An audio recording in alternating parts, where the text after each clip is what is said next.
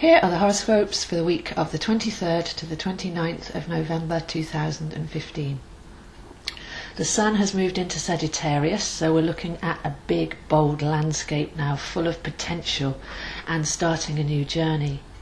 But this week we have a couple of interesting aspects in there as well, because we have Mercury and Saturn both next to the Sun.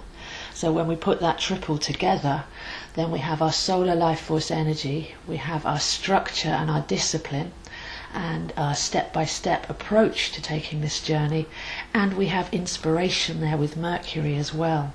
So why we're taking the journey, what inspires us, and where we're heading towards, based on and coming from an inner compass of knowing. So there's a great wisdom. All three of these planets are part of our internal wisdom system, our life force, our animation, our lessons and our knowledge, our teacher in Saturn, and then the inspiration we receive and how we express that through Mercury. So to have all three of those planets together is a triple power knowing. We're going on a journey, but we know where we're coming from, and we know where we're going to, and we know why. So very lovely alignment of clarity there with those three all together.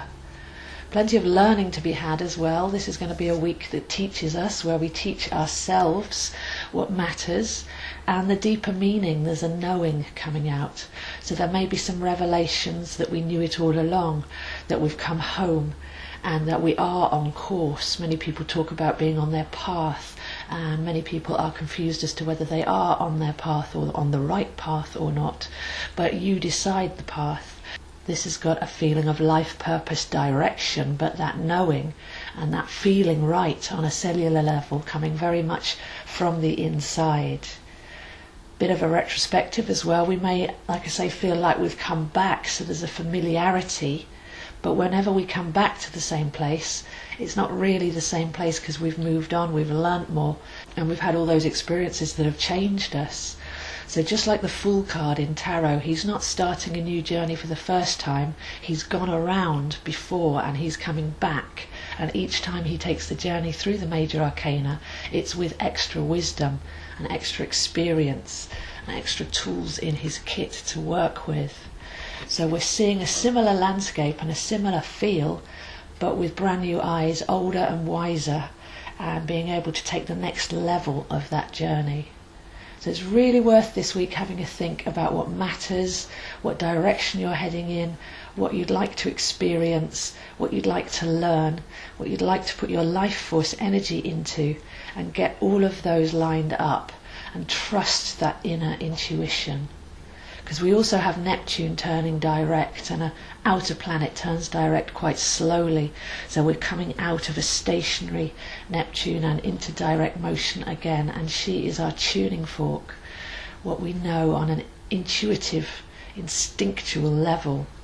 So if we bring her in as well, then we're not having to think, is this right?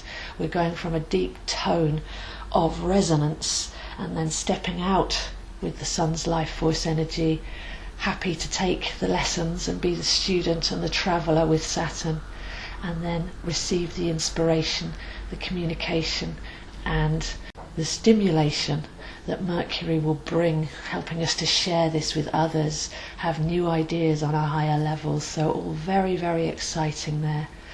A couple more aspects this week. We have Venus opposite Uranus.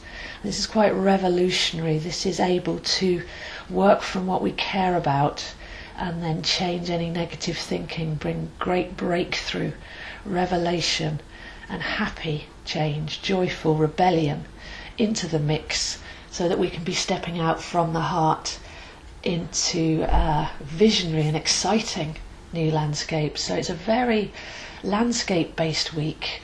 It's worth having a look around, not just where you're going, which is what we've just said, but what kind of world are you living in? What are you contributing to? What do you care about? And creating that dimension. With the Venus-Uranus opposition, there's a level of childish joy and simplicity as well.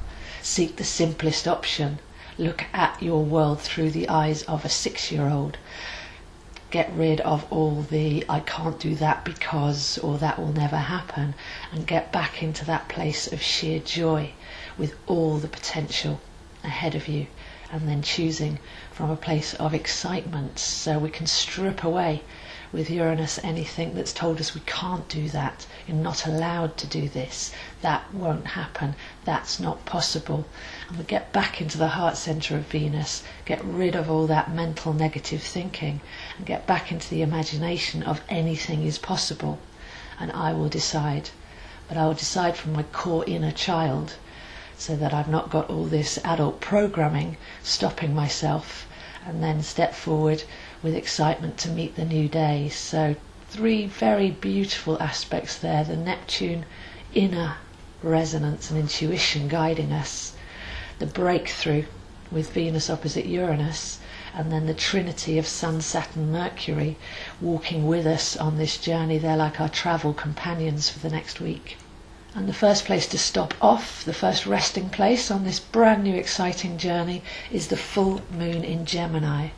This comes in on Wednesday, so we get to walk towards and sit under and reflect upon the full moon in Gemini, which normally does bring messages. Gemini is a very communicative sign, and when there's a full moon, if we can stop and listen, then we can often receive messages between the words, within the silence and the stillness. So the Gemini full moon at this time of year is always opposite the Sun in Sagittarius, and there's a wisdom and there's a receiving of messages that can flow quite freely if we're not too distracted and not too busy. So after years of psychological cleaning up, difficulties and challenges that we wanted to experience to teach us what's been hanging around in the subconscious, to help us bring that to light and clear it, we now have the light at the end of the tunnel. We have a whole new world to create in front of us. There's meaning, there's purpose, there's clarity, and there's excitement and potential as we begin to realize our power to create our world rather than have to trudge along in a world that somebody else has inflicted on us. So hopefully you can feel that excitement and clarity coming in, that power and that potential, the feeling that everything's been stripped away on purpose, and a sense of real freedom and sovereignty, and all we need to do is know ourselves and be guided from our inner system in order to take the first few steps on a very magnificent journey. So those are the horoscopes for this week, and I'll see you next week. As we're coming up to the festive period, I just wanted to mention that I do have gift vouchers for courses and readings, and I also have handmade incense remedies for each planet and each zodiac sign as well. So if you would like to gift somebody the gift of the stars for Christmas, then please do contact me and we can easily arrange a reading or a course or a sacred scent for a loved one to be able to appreciate in the festive period. I have a new course which is Tarot for Beginners, and this would be a wonderful way to begin your journey, because I believe that Tarot and astrology are the same things. Imagine 2 wheels on the same bicycle, or the 2 halves of the brain. So a lovely compact Tarot Beginners course there with a video and comprehensive notes to start you on your journey. And that goes with all the other courses. There's 3 tarot courses, 2 lunar planner courses, a feng shui course to clear your space, working with the elements and the herbs and crystals. And then of course the big full astrology course, which you can take your time over 1 to 3 years to complete. So if you'd be interested in any of my courses or having a reading, then please do contact me, zoehines7@gmail.com.